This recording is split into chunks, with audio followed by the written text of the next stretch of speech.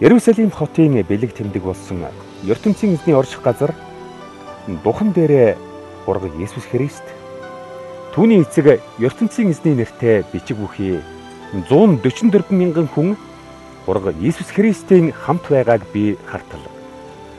Асар хүчтэй хөрхрээ юм уу? Аянга мэт чанга чимээ гарлаа.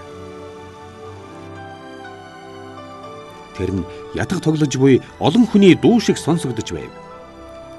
Тэрхүү 144 мянган хүн ертөнцийн эзний ширээ дөрвөн амьд дүрс 24 ахлагчийн өмнө зогсож шин дуу дуулцгааж байлаа. Бургал Есүс Христ тэр 144 мянган хүнийг дэлхийн ард түмний дотроос аварсан бөгөөд зөвхөн тэд шин дууг сайн ойлгож тогтоож дуулж чадах ажээ.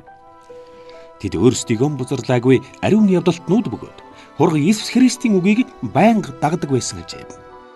Тэр хүмүүс дэлхийн ард түмний дотроос аврагдаж ертөнцийн эзэн ба Бургал Есүс Христ их болсон байв. Тэд худал ярьдаггүй ямар ч гин буруугүй хүмүүс ажээ.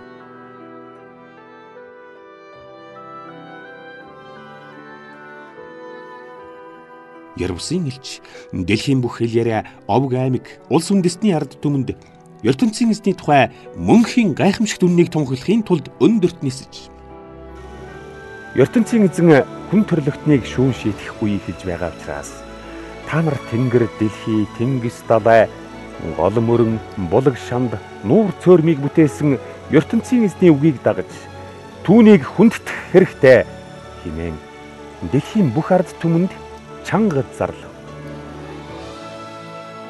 Тэгтэл өөр нэгэн Ярвсын элч хойноос нь нисэж алдарт Вавилон хотын худал шашныг шүтэж завхаарх нь хүний бузар тачаал мэт. Бусдад арх дарс уулгаж согтоох хүний адил алдарт Вавилон хот дэлхийн бүх улсын ард түмнийг бузар тачаал мэт худал суртал нэвтрүүлэг шашинтай болгон завхааруулжээ. Авгай их Вавилон хот удахгүй бөрмөсөн сүнхийм хэмээн хэлж байлаа. 3 дахь Ярвсын элч тэр хоёрыг дагаж дэлхий дээгүүр өндөрт нисэж ертөнцийн эзний уур хилэн зүирлвэс аягтай дарс мэт бөгөөд түүний өгөх шийтгэл нь хүчт арз мэт юм. Зэрлэг амтныг хүндэтгэж духандаа болон гартаа тэр амтны нэр бүхий тамгыг дарвуулсан хүн ертөнцийн эзний хилэн хөдөлгөж хүчт арз мэт хатуу шийтгэлийг аягтай дарс уухын адил биедэн авч Ярвсын ариун элч нар болон Бургал Есүс Христийн өмнө шатаж буй хүхэрт галд орж тамлуулахыг тэд үрд мөх ийхүү тамлуулж өдөр шөнөгүй зовх болно. Иймээс зэрлэг амтныг хүндэтгэж түүний нэртэй тамгыг даруулах нь аюултай хэмээн чанга зарлаж байв.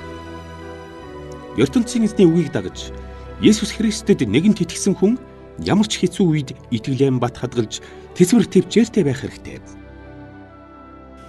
Гэтэл ертөнцийн эзний орших газраас дуу гарах сонсогдож одоо үүнийг бич.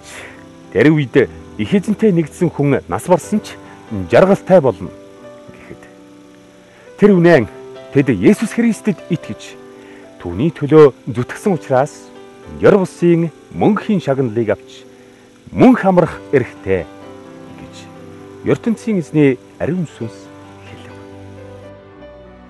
Цагаан үйлэн дээр сууж буй эрэгтэй хүн надад харагдлаа. Толгой дээрээ алтан титэмтэй тэр хүн гартаа хурц эртээ хадуур барьсан ажээ. Нэгэн Ярвсын элч ертөнцийн эзний орших газраас гарч үүлэн дээр сууж буй хүнийг дуудаж одоо дэлхийн ургац боловсрон хураах цаг болсон учраас хадуураараа хадаж ав гэж чанга хэлсний дараа үүлэн дээр хүн ертөнцийн эзний эсрэг үзэлтэй даян дэлхийн бүх хүнийг төлөөлсөн дэлхийн ургацыг хадуураараа хадав. Тэгтэл өөр нэгэн Ярвсын элч ертөнцийн эзний орших газраас гарав. Тэр бас хурц хадуур барьжээ. Түүний дараа ертөнцийн эзний хаан ширээний өмнөх тахилын ширээн дээрх галыг харгалздаг Ярвсын элч тахилын ширээгэн орхиж хурц хадууртай Ярвсын элчийг дуудаж одоо дэлхийн усан үзэм сайн боловсрсон учраас дураараа хадаж ав гэж чанга хэлэхэд хурц хадууртай Ярвсын элч ертөнцийн эзний эсрэг үзэлтэй даян дэлхийн бүх хүнийг төлөөлсөн дэлхийн бүх усан үзмийг хадуураараа огтолж ертөнцийн эзний оноох шийтгэлийг төлөөлсөн усан үзэм шахах асар том савнд хийлээ. Тэр сав Ерүсалим хотын гадна байгааг би үзв. Бүх усан үзэм шахагдахад тэндээс маш их цус урсаж 300 км урт морины хазаар далд ором гүнзгий үер боллоо.